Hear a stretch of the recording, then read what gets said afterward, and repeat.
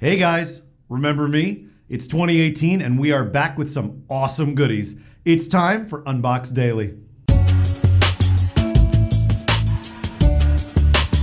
Welcome back to Unboxed Daily. I'm your host Jason and it is a pleasure to see you in this brand new year. We are back with awesome unboxing videos and product reviews for 2018 and I gotta tell you, we got a good show lined up for you today. Any thoughts or questions, leave me a comment or tweet at us at Get Unboxed. Now today's show is special, not just because it's the first show of Unboxed Daily in 2018, but because we are going to be broadcasting all week from Las Vegas. That's right, folks, it is the Consumer Electronics Show, and we're going to be bringing you from the ground floor all the best in new technology and entertainment stuff. Now, to get you set up though, we have prepared a show for you today to give you a heads up on all the new trends you can expect to see from CES this year. With further development in the Internet of Things across any number of different devices, whether it's your home locking mechanisms, your home security, even your refrigerator, connectivity is going to continue to be a huge part of electronics in 2018. And to get you going, we've got this video from Andru Edwards where he's showing you how to make your home connected right now for a relatively low price. From here, Noon automatically creates 3 different layered light scenes that you can use right away. The first one is called Bright, which turns on all the lights to full brightness. The next is Everyday, which creates an optimal setting for average usage. And finally, there's Relax, which will only turn on select bulbs at a dimmed brightness. Now, those are just the 3 scenes that Noon starts you off with, but you do have free reign to create more scenes of your choosing. You know, the one thing I love about that video, it's showing you that not just the big pieces of technology like your refrigerator or your individual light bulbs will be internet connected, even just a basic switch can be elevated, improved upon by making it more connected to your home network. Definitely something worth considering if you're starting to build out a more 21st century home. Wearables, and I don't just mean Fitbit. Whether it's a ring or a watch or your earbuds, everything you wear is going to become more internet connected. And to help you get up to speed on what those possibilities could be, we've got Mr. Mobile giving us his thoughts on the Movado Connect, which is interesting because Movado is such a storied watch brand. To see what they can do in the 21st century, pretty impressive stuff. With a product as expensive as this, I can't help but look at every shortcoming more harshly. And there's a lot that the Connect lacks. There's no GPS, LTE, or heart rate sensor. I can forgive those because I personally don't care about them. I mean, this isn't a fitness watch after all. But it's less easy for me to overlook the old Gorilla Glass display covering. A wearable in this class really merits Sapphire. And while I like the charger, I wish Movado had made it a dock so the watch can be used as an alarm clock, as many other manufacturers do. Now granted, wearables aren't perfect yet and you're bound to see a bunch of stuff at CES that's probably not quite up to par. But you have to admit, in the last couple of years, we have seen these technologies leap and bound beyond where they were just a short time ago, and I think the Movado Connect is a great example of an old brand trying to get new again.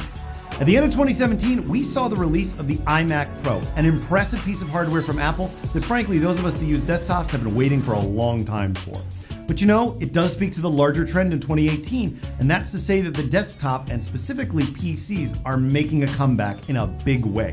So here to give us his thoughts on the iMac Pro versus the Alienware Threadripper is Dave 2D, who's putting these two beasts of a computer head to head to show you what they can do really well and what they may need a little improvement on. Before the iMac Pro came out recently, this thing was literally the most powerful Apple computer that you could get for multi-core applications. Performance on the 10-core iMac Pro is very good. Like if you ignore the price of this thing and you only look at the performance benchmarks, you can see that it's better than the 8-core Ryzen by quite a bit, and it's a noticeable step up from the 2013 Mac Pro, but as expected, it's not as good as the 16-core Threadripper. So these benchmarks obviously don't show us everything because this thing's running a Xeon processor with ECC memory, but it does give you a general idea of how they perform relative to each other. Now granted, these are not the cheaper options when looking at desktops, but they do speak to the larger continuing thread of big, powerful computers doing lots of stuff simultaneously.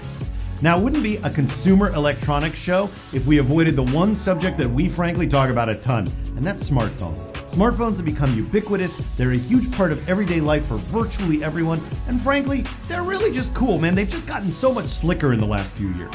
So here to give us a quick overview of what's to come in 2018 is Everything Apple Pro, who's giving us his thoughts on all the various rumors and leaked images for the phones coming out shortly this year.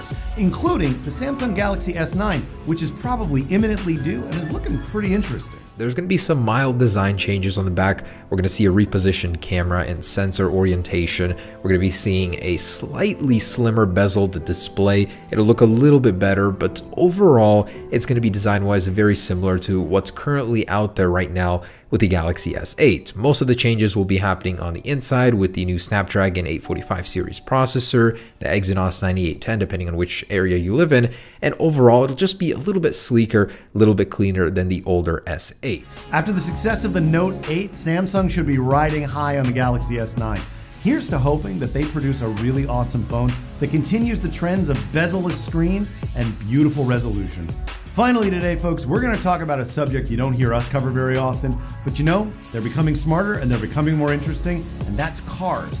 Because with the Tesla Roadster coming out and all the different integrations that you're going to see in the next couple of years with cars, I got to tell you, this is going to be a huge part of CES and an important one for somebody like MKBHD, who you know is a huge fan of the Roadster. Spec sheet of the new Roadster. 0 to 60 miles per hour in 1.9 seconds.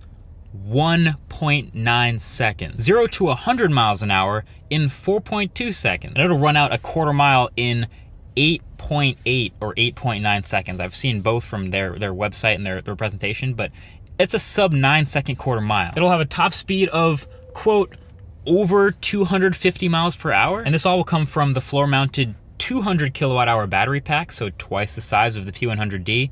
It has 3 motors, 2 for the back wheels and 1 for the front wheels, and it'll do 620 miles or 621 miles rated for a charge. Don't get me wrong, I'm super excited for cars that have all sorts of connectivity, but let's be honest, any car that's got a button that says ludicrous speed on it, that's what I'm most excited for. Ludicrous speed! Go!